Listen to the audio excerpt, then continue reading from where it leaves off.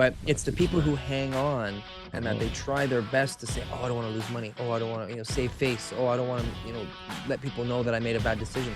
Those are the people who get killed. I'm hearing a lot of extra inventory, but I'm also hearing like people saying that sales are okay, but the data doesn't seem to reflect that sales are okay. Like everything is selling that we want to sell. It's not, nothing is wrong. There's buyers out there who want to buy. So there's stuff you don't want to sell that isn't selling. I don't really want to sell. There's certain sellers who don't really care about selling. Absolutely. I got a seller right now who's just like, whatever, if I don't sell, I'll rent it out. And it's like, that's their sort of mindset. But it's like, I got an offer and I know I can get it sold at the right price. But is that what he's showing you, or is that for real? Like, it's okay, I don't really care. And then he's we'll find out, we'll freaking out when you leave. He's like, oh my God, we'll find out. We'll find out. But the bottom line is these are the type of people that are out there right now that are on the market. And, other people are like, TK, like, it's been 3 days. How come it's not sold yet? What do we need to do? And those type of people, we're getting it sold. We're finding solutions. I mean, a guy I was at yesterday, nice guy, bought a few properties in 2022, another guy that bought a few, sold and made out like a bandit on his house at the beginning of 22. So then his realtor says, hey, you know what you should do with that money that you just got out of the market at the perfect timing you could possibly ever get out of? Yeah, put deposits on 18 condos. 3 houses. Oh, 3 houses. Houses are okay. In 2022. So hold on a sec. So, but this is the thing. This is no, Darryl, it wasn't okay. No. But this is what I'm hearing is that single family houses now are going to be a commodity because they're rare. They're not making anymore. That's the bill of goods we were selling at the beginning of 2022. And turns not out true either. Turns out there was more houses than we thought, more houses than we thought. I mean, the poor guy, like super, super nice guy, and not like, I don't think he was greedy. His whole situation actually made sense why he bought one, but then it wasn't a good fit for his family. So he bought another one. And then that had a major issue where he was like, oh my gosh. So he says, fine, our dream home, which they bought, sofa. And he got that a little bit later in 2022. So I feel like his head's a little bit above water on that one. But the rest though, it's like, yeah. So anyways, I just bring positivity, when I meet people in those type of situations, all you can do is let them know that everything's going to be okay as long as they make a really tough decision right now to cut their losses. Yeah, as long as you lose money, everything is going to be as long as you lose money okay. right now, you will recover from this. In 10 years, you'll look back and you'll be like, damn, that was not too smart. But it's the people who hang on and that they try their best to say, oh, I don't want to lose money. Oh, I don't want to, save face. Oh, I don't want to, let people know that I made a bad decision.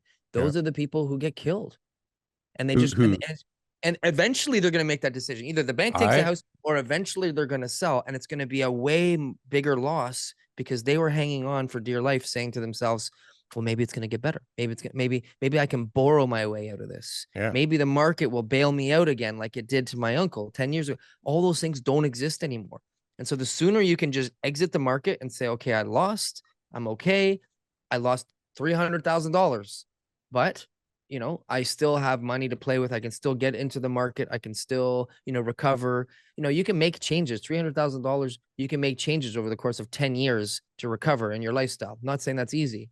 Don't get me wrong here, right? But you can make smarter decisions. You can rent out their basement. You can buy a better neighborhood and, live in, one part of the house or whatever. There's lots of solutions to be able to make up for that money. And that in 10 years, it's like it never happened. But there are other people who get but those 10 years really suck. Trust me from experience. Like those suck. Look at the lessons you get out of it. I've cut bait before and taken that hit thinking that was the right move. Well, listen. And it wasn't? In retrospect, if I could have hung on somehow for another year. Could you have? Did you look for every option? I looked at every option, every bridge and asked every homeless person for a nickel. So there was no other option to hang on. These people don't have other options either. Nobody was giving out money at this time. It was just the worst possible time ever, right? Yeah. But, I have people that constantly tell me, if you just could have figured out a way to hold on, if you just could have found some more money. And I was like no one. My in-laws who had tons of money, but were going through a divorce and they needed to kind of hoard their money. Like no one, right? My parents, not a penny. No, everybody just kind of said, well, he's a smart guy. Now's not a good time. He'll figure it out. Now's not a good time. And Yeah. I had to just cut bait and take a big hit. And that sucked, man. It sucked so bad. And so I can see why. And I probably hung on a little too long before I cut bait. I probably should have cut bait earlier and things would have been a lot That's what I easier. am.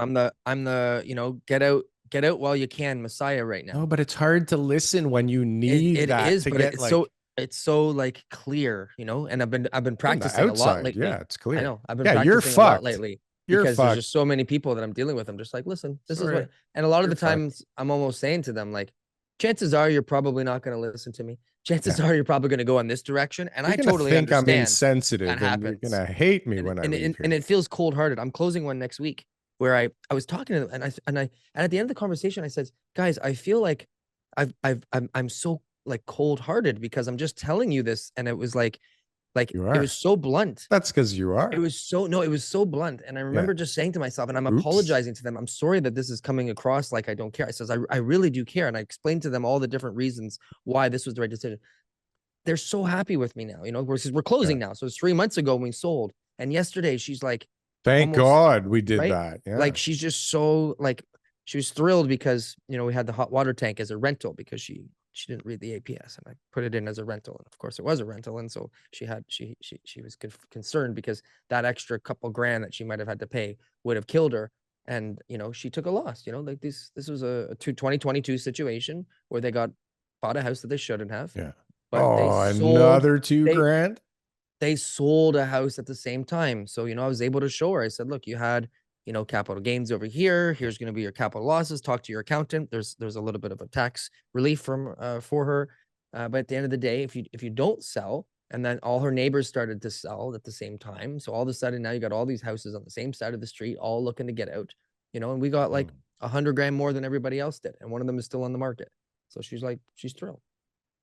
But Thrilled. she had to cut her Thrilled. losses. Oh yeah, I'll bet she's thrilled. That was the Talking to her best thing I yesterday, ever did, she TK. was like Oh, very appreciative of the honest advice, but it's yeah. not easy to do that. So when you're in the Yeah. business and you're not doing a lot of deals, you get caught up in things where you're just like, oh, I can't tell them to lose money. Oh, I can't tell them that, yeah, you know, this is So, what they got to do. We should try. so We should try after to get your money back. so after you tell them the bad news that they're Yeah, basically fucked and that they should just get out quickly now and that they're not going to like the price you suggest, but it's the price that's going to sell.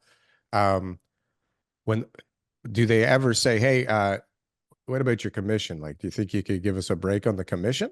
of course. And we go through all sorts of Dirty different bastard. options. We go through all Yeah. sorts of different options to Do show they them all end up how at we're the going to same make sure number? that they Yeah. get the most amount of money in their pocket at the end. And commission's always a topic, of course. Yeah. Hey guys, thanks for watching our clips channel. Why don't you go and check out some more clips? We got lots of other good content somewhere over here. Don't forget to like, comment, and subscribe. Boom. That was good. That was good. I like that. That was good.